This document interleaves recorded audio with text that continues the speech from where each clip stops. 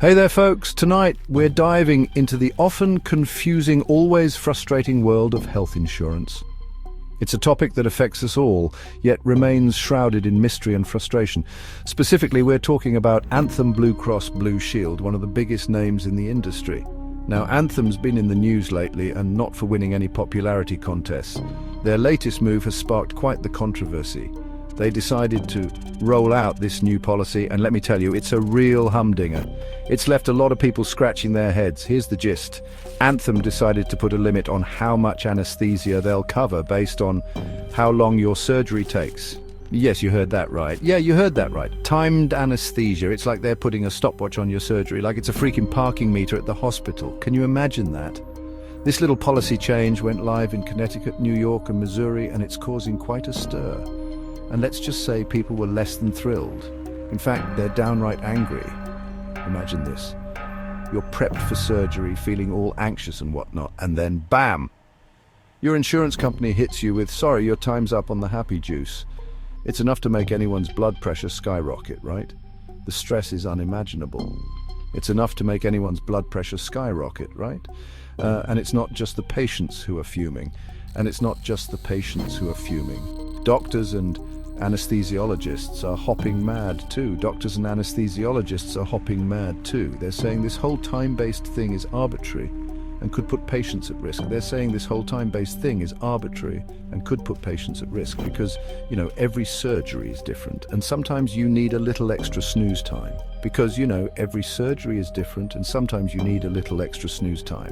This policy is a one-size-fits-all approach in a world where no two surgeries are the same.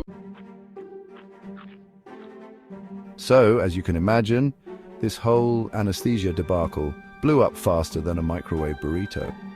It was a mess that no one saw coming, and it left everyone scrambling for answers. People were furious, patients were worried sick about getting stuck with huge bills, and doctors were worried sick about their patients' well-being. The anxiety was palpable in hospitals and clinics across the country.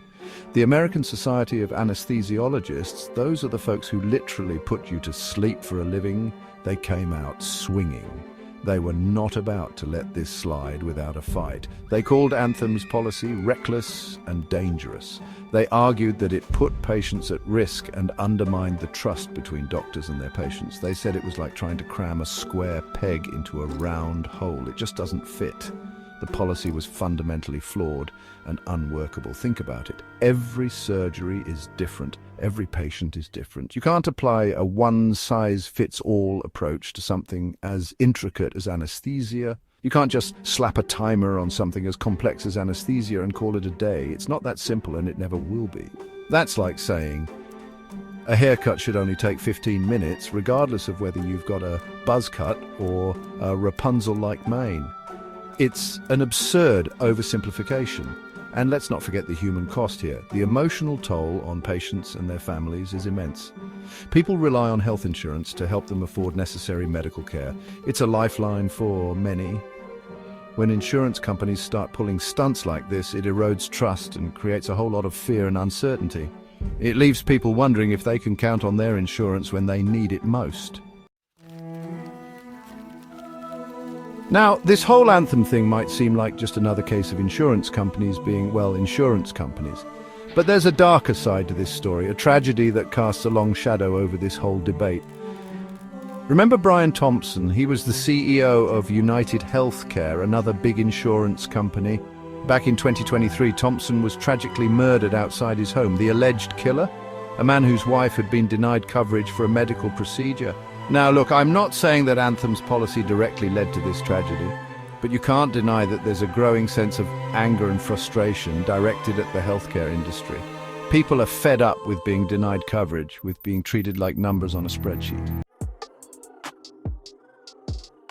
Section 4 Scanlon and Hochul, political heavyweights, enter the fray. As the outrage over Anthem's policy spread, it wasn't long before politicians started taking notice. And when politicians smell blood in the water, they're going to come running. In Connecticut, it was the Attorney General, William Tong, who fired the first shot. He launched an investigation into Anthem's practices, accusing them of putting profits before patients. And he wasn't alone. Over in New York, Governor Kathy Hochul threw her hat into the ring. She ordered the state's Department of Financial Services to investigate Anthem, calling their policy unacceptable and vowing to hold them accountable. These politicians, they knew a political hot potato when they saw one. And let me tell you, this Anthem thing was hotter than a stolen tomato.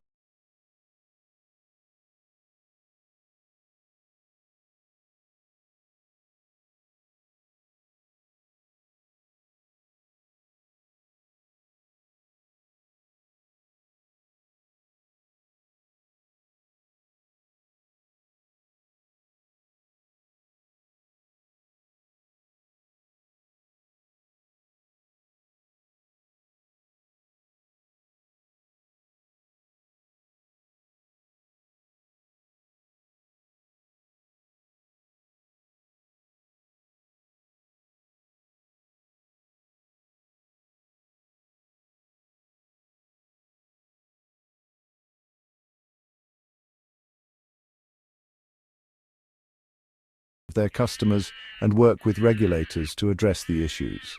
This move was aimed at rebuilding trust and showing a will